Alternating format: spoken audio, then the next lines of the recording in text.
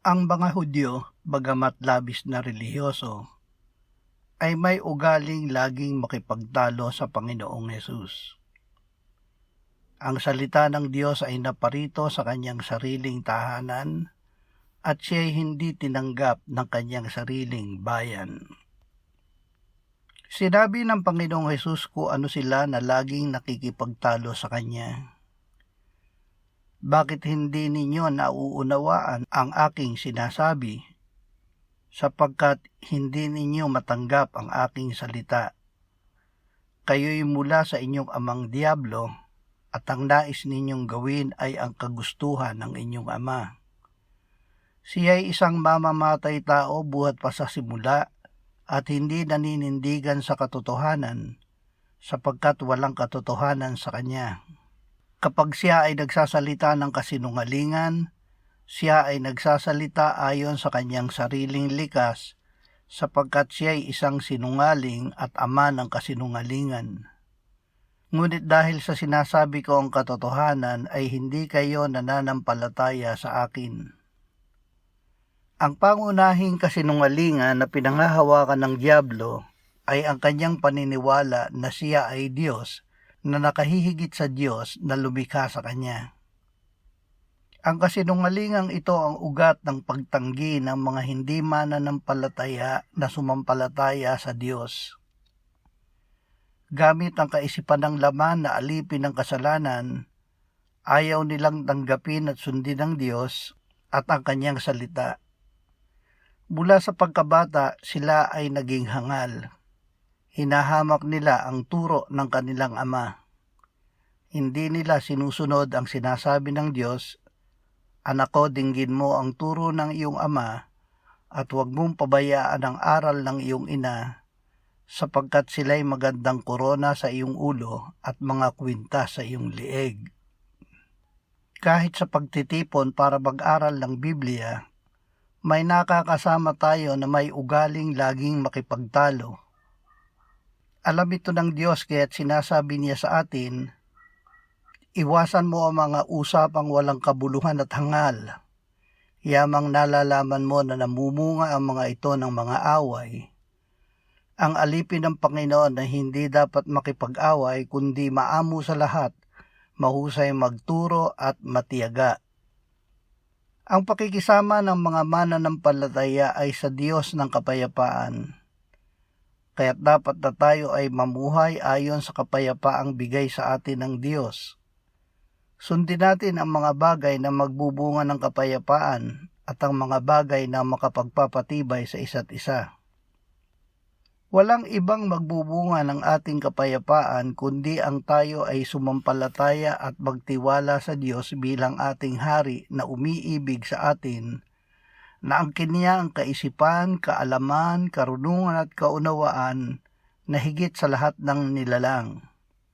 Ito ay mapapasa atin hindi sa pakikipagtalo sa Kanya at sa Kanyang salita, kundi sa pakikinig at pagsunod sa Kanyang sinasabi sa Kanyang salita. Sinasabi sa atin ng Diyos, sapagkat ang aking mga pag-iisip ay hindi ninyo mga pag-iisip, ni ang inyong mga pamamaraan ay aking mga pamamaraan, sabi ng Panginoon. Sapagkat kung paanong ang langit ay higit na mataas kaysa lupa, gayon ang aking mga pamamaraan ay higit na mataas kaysa inyong mga pamamaraan, at ang aking mga pag-iisip kaysa inyong mga pag-iisip. Hindi pakikipagtalo kundi lubos sa pagsusuko ng ating sarili sa Diyos ang magbubunga ng katuparan ng Kanyang kalooban para sa atin. Nasa Kanya ang karapatan na tuparin ang Kanyang plano para sa atin. Sinasabi niya, sino ka o tao na makikipagtalo sa Diyos? Sasabihin ba ng bagay na hinubog doon sa humubog sa Kanya, bakit mo ako ginawang ganito? O wala bang karapatan ang magpapalayok sa luwad upang gumawa mula sa iisang limpak ng isang sisidlan para sa marangal na gamit at ang isa'y para sa pangkaraniwang gamit? Maaaring dahil sa mga masamang nangyayari ay sumasa isip natin na ang Diyos ay hindi na Diyos ng pag-ibig at tayo ay hindi na niya iniibig.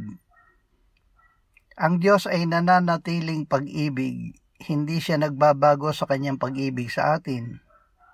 Kahit may mga masama tayong nararanasan, tayo ay hindi pa napapahamak dahil hindi niya ihinihiwalay ang kanyang pag-ibig sa atin. Sapagkat sinasabi ng Diyos, sapagkat akong Panginoon ay hindi nagbabago, kaya't kayo o mga anak ni Jacob ay hindi mapapahamak. Mula sa mga araw ng inyong mga ninuno, kayo'y lumihis sa aking mga tuntunin, at hindi ninyo tinupad ang mga iyon. Manumbalik kayo sa akin at ako'y manunumbalik sa inyo, sabi ng Panginoon ng mga hukbo. Ang salita ng Diyos ay katotohanan na patuloy na ating mapananaligan. Sa halip na makipagtalo sa Diyos at sa kanyang salita, siya ay ating pagtiwalaan. Ang lahat ng mga kasulatan ay kinasihan ng Diyos at mapapakinabangan sa pagtuturo, sa pagsaway, pagtutuwid at sa pagsasanay sa katuwiran upang ang tao ng Diyos ay maging ganap, nasasangkapang lubos sa lahat ng mga gawang mabuti. Sa halip na makipagtalo, gamitin natin ang salita ng Diyos bilang gabay. Ilawan sa aking mga paa ang salita mo at liwanag sa landas ko. Isa sa gagamiting pakikipagtalo ng Diablo laban sa atin ay ang ating pagiging labis na makasalanan para tayo ay mawala ng pag-asa na magbalik loob sa Diyos. Diyos ang nangangatwiran pabor sa atin sa kanyang salita. Pumarito kayo ngayon at tayo'y mga tuwiran sa isa't isa, sabi ng Panginoon. Bagaman ang inyong mga kasalanan ay tulad ng matingkad na pula, ang mga ito'y magiging mapuputi na parang niebe, bagaman ito'y mapulang-mapula, ang mga ito'y magiging parang balahibo ng tupa. Ang pangakong ito ay tinupad ng Diyos nang ibigay niya si Jesus na kanyang anak, na namatay para sa ating kasalanan, binuhay ng muli at iniakyat niya sa kanyang kanan sa langit. Tayo na namumuhay sa katotohanan ito, ay may pakikisama sa Ama at sa Anak, at ang dugo ni Jesus ang lumilinis ng lahat ng ating kasalanan. Ibinuhos ng Diyos ang kanyang pag-ibig sa ating puso dahil ang kanyang banal na Espiritu ay ibinigay niya sa atin. Tayo ngayon ay templo ng Espiritu Santo.